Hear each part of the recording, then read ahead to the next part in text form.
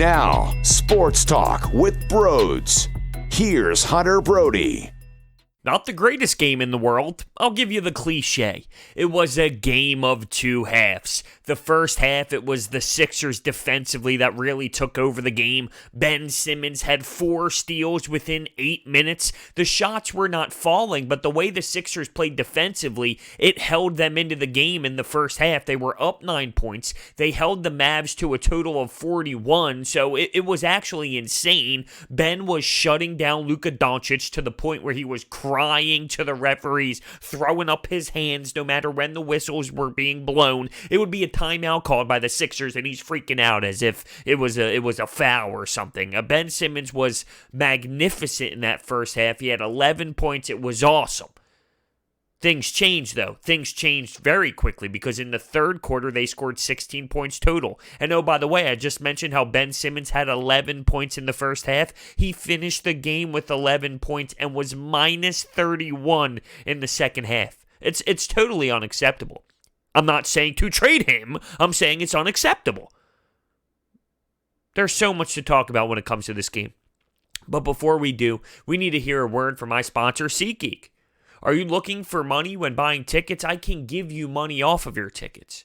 If you use the promo code BROADS at SeatGeek's checkout page, that's $20 off of your total purchase.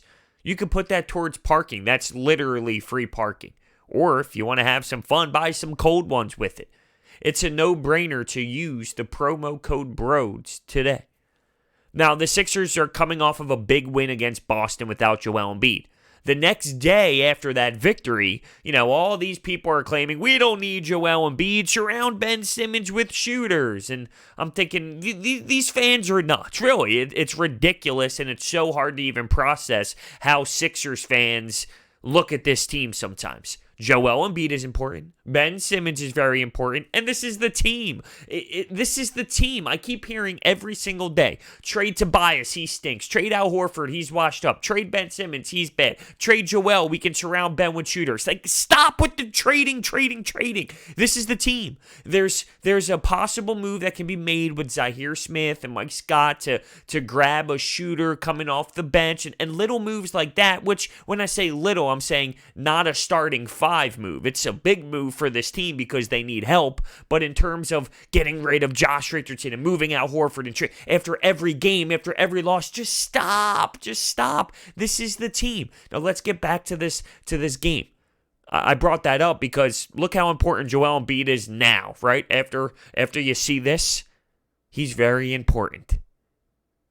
But for Ben Simmons to have 11 points and 4 steals within 8 minutes, and for him to play that type of defense early on where he looked possessed, that was the most engaged I've ever seen Ben Simmons on the defensive side of the floor, and that's saying a lot because he is always really focused on that side. So for him to be this possessed, it was crazy. And for it to be such a total opposite on the backside, it's frustrating. It absolutely is, and it's unacceptable for him to finish with 11 points, for him not to score 1 point in the second half when your big man is out like that. That's embarrassing, really. It has to be different. It absolutely does. Now let's get to the hot topic of discussion with this one, and it comes to the three-point shooting. Now the Sixers shot 9 of 37, and a couple of those three-pointers, the score was an 18-point game. There's 2 minutes to go. You're going to jack up some threes. So let's say of the 9 of 37, realistically, in the meat of the game, it's 33, 34 or so. That's the NBA, okay? If you watch the NBA and you watch it in today's form, 2020, you're not watching highlights in black and white in the 90s. If you're watching basketball in 2020, that's the NBA. That's not ridiculous. That's not something the Sixers are doing while no other team does it. That's the NBA for the 1 millionth time. So it's not ridiculous for them to shoot that many three-pointers. Al Horford shooting 9, is that a lot? Sure, it is. And when shots aren't falling, can you find other ways to maybe get to the basket, to get fouled? For your starters to have 7 total free throws, that's not a good sign, right? So I'm not saying that you can't attack the scoring a different way, but let's not act like having 30 plus three-pointers is some crazy thing, and no other team does that in this league. It's it's pretty damn standard, and every single team does it when you look at the stats and when you look at what teams average. The Sixers missed shots. Shots were wide open looks throughout this game. They weren't contested, jacking up all these ridiculous, insane shots. No, they were wide open shots where these NBA players missed those opportunities. I thought Brett Brown stated something that was pretty legit after the game when it comes to where they really were offensively. They turned the ball over 4 times. That's it. 4 times. That's incredible, right?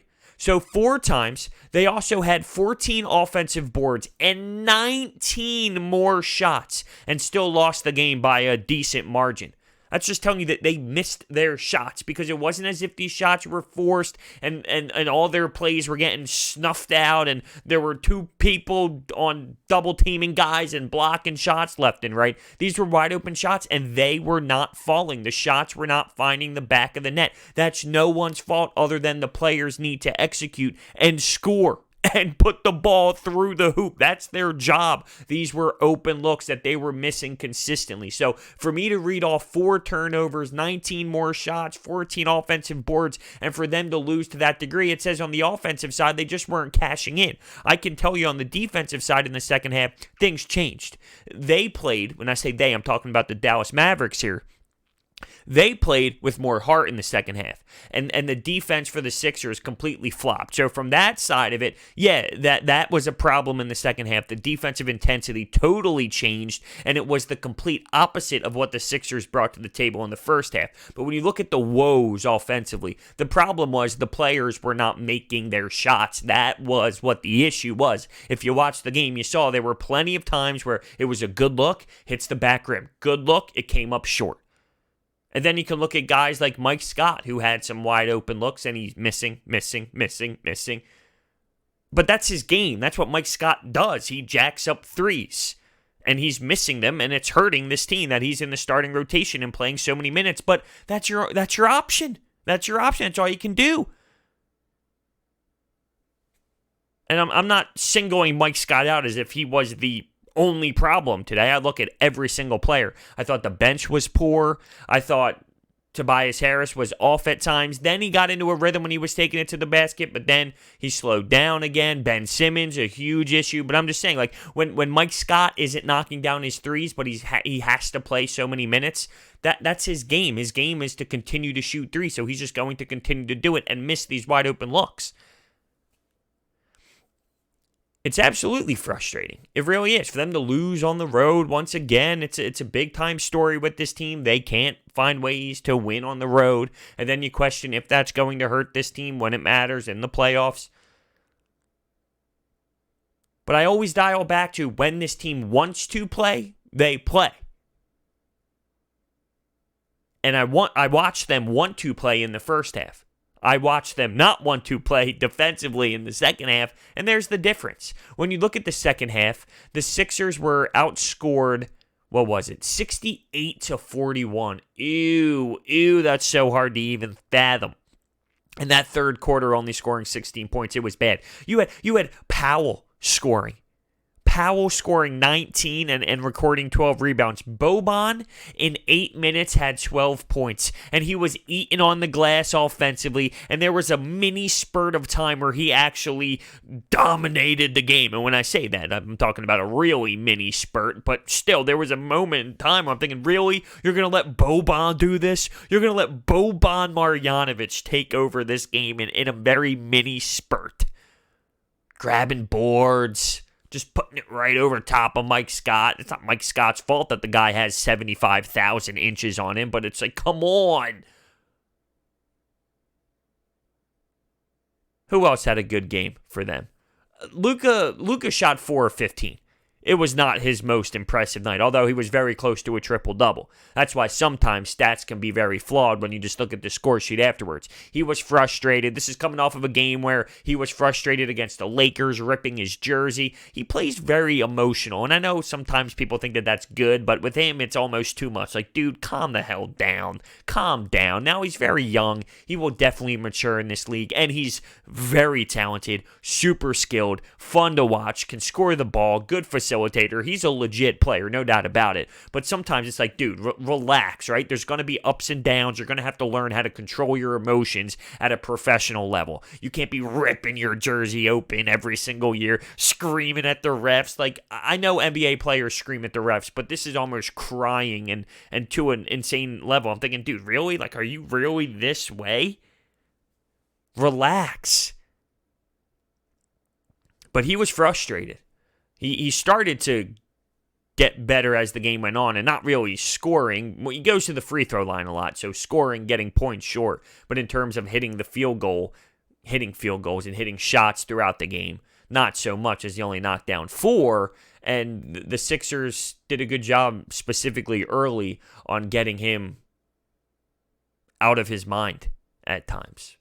But he definitely started to open up. He facilitated for his teammates. He got his teammates open looks, and they were able to execute in that second half. And it just turned around quickly. It was a quick 180. I know in the first half the Sixers missed shots, but the way that they were, and I used this word earlier, but possessed defensively, it seemed as if they continued to play that way, there was no shot in hell the Mavericks were going to be able to score anything. They finished the first half with 41 points. There was no way. But then the Sixers finished the second half with 41 points. Consistency, fellas, consistency. You got to be better than that. You need more production off the bench. Now you have this conversation about what they're going to do at Norvel Pelle, considering his contract situation, and he's got this two-way thing, and do they want to keep him up? Are they going to have to release another player to keep him on the roster? There's a lot to discuss when it comes to Norvel Pelle. Who knows which direction they're going with, but to me, I've always seen like Kyle O'Quinn had more veteran leadership and can provide more from the perimeter out when it comes to the big man. But with what Norvel Pelle has provided so far this season and through this little stretch here, how can you not keep him on the roster? He's done everything to prove that he can block shots and that he can be a presence in the paint and that he can actually roll very well on the offensive side as well. He's doing everything in his power to stay up, and he's providing a big-time spark with this team. How do you not keep him on the roster? That's just something to keep an eye out as the days pass. But it's awful when you look at this loss. Josh Richardson, 16 points. Toby, 20 and 10, but he took over 20 shots to get that. And Mike Scott, as I stated, not really doing it. I'm at the point now where you have to play him because it's the only alternative. There is no other alternative. But man, he kills this team. The Mike Scott hive is leaving town real quick. Ben Simmons, 11 points first half, 11 points to finish the game. How is that possible? How is that possible? This is why he's one of the most frustrating athletes I've ever seen. Because he shows special talent. And when I say special, I mean legit special talent at times. And then he'll go away. He'll go away for the rest of the game and not even contribute at all. And he didn't keep up the pace defensively. He did not keep up the same pace. Sagged off a little bit. Did they just assume that they were going to win the game? Why? Why would they just assume that? It wasn't as if they had a monster lead at half. It was 9 points. It wasn't as if they were knocking down shots and shooting 60% from the field. Absolutely not. They were in the game and up in the game only because of how great and how elite they were playing as a whole defensively. Ben on Luka, insane. Then James Ennis is on Luka, insane on one possession. Everyone who got thrown onto him. Josh Richardson, great D, staying in front of him. And then they thought they didn't have to play defense anymore? It's a wild thing, and it's just inconsistent basketball when it comes to this team. But I always dial it back to this. I feel like I know what this team is right now. So when things happen and there's a game here and a game there and there's a positive game against the Boston, that's great. I take it for what it is, and I'm very happy. They lose on the road, and it sucks and it's disappointing. I know what they are, though. We move on to the next one. Like, I know in a general sense what this team is.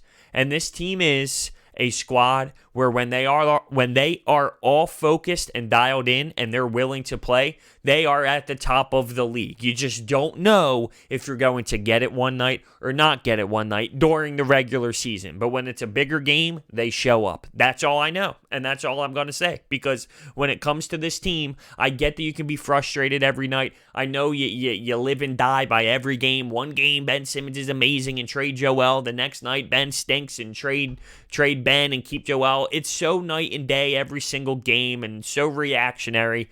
When you take a few steps back and put your magnifying glass, I almost went binoculars, but magnifying glass, and then you look down at what this team is, they are a team that can play the best defense in the league if they are willing. They are a team that shows up against the top teams. Like you look at some other teams in this league, and there are squads that roll through the regular season that beat up on all the teams that they should, but then they lose to Toronto, Milwaukee, the Sixers, the Heat. They'll have some wins in there throughout, but they're not consistently beating good teams, but they're beating the teams they're supposed to. That's great. The Sixers beat the teams that are at the top of the standings, and then they lose games where they probably shouldn't. I mean, which way would you rather have it? Now, the Dallas Mavericks are just about where the Sixers are. When you look at their records, it's pretty damn even. They're about the same type of squad throughout regular season play, I'd say. I get it. No Kristaps Porzingis, but, he's a nice player. Let's not get too overboard. When I look at this team, I know their identity. I know what they are. When they're willing. When they're willing. And that's the thing. But when you look at this team right now, it's a little different. Because without Joel Embiid in the lineup, it absolutely changes things. And he will be reevaluated in about a week or two. And I'm actually going to have a discussion in its own conversation, not so much in this game recap, about Joel Embiid and how this affects this squad throughout the next stretch. Because he's going to be out for a decent amount of time. This is no 1 week injury. He's going to be reevaluated in a week or two. It's going to take a while for him to come back. We're going to talk about how much he needs to stay in shape so when he comes back, he's going to be ready to rock and roll. I don't want to dive too much into it right now, but I brought it up because when I look at this team for the next few weeks and I think about the games they have on the schedule, Joel Embiid not being in the mix is a big time factor. It just is. Mike Scott playing in Al Horford's spot, Al Horford being the center, it's just so much different than the presence of Joel Embiid defensively with that length and what he brings to the table offensively, scoring 20-plus, no-brainer, and grabbing 10-plus rebounds in his sleep. That's just the floor. That's just the floor of his game. And now we're talking about Mike Scott, who is hurting this team and shouldn't even be playing basketball right now with the type of performance he has been putting on display. So it's crazy how much different it is going to be for the next few weeks and maybe even a couple months.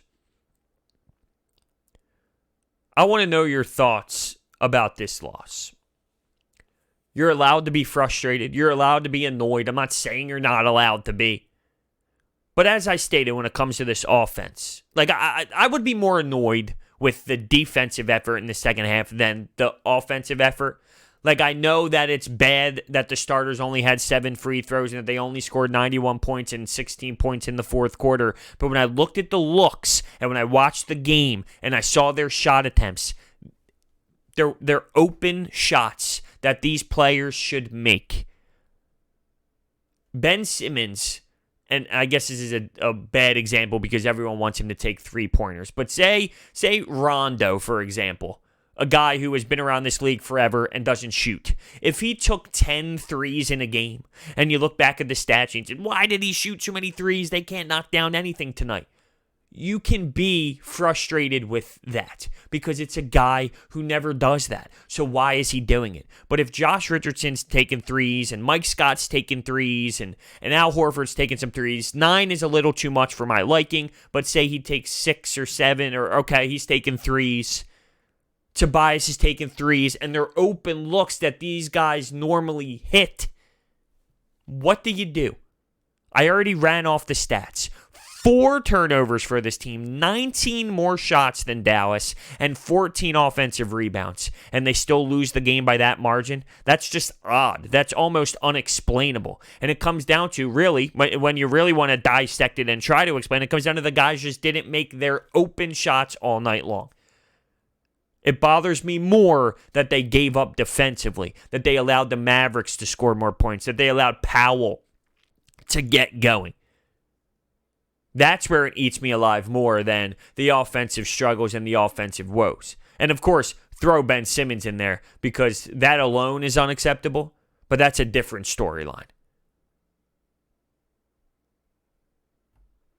Thank you guys so much for watching. Hit that thumbs up button, subscribe, and I will see you next time.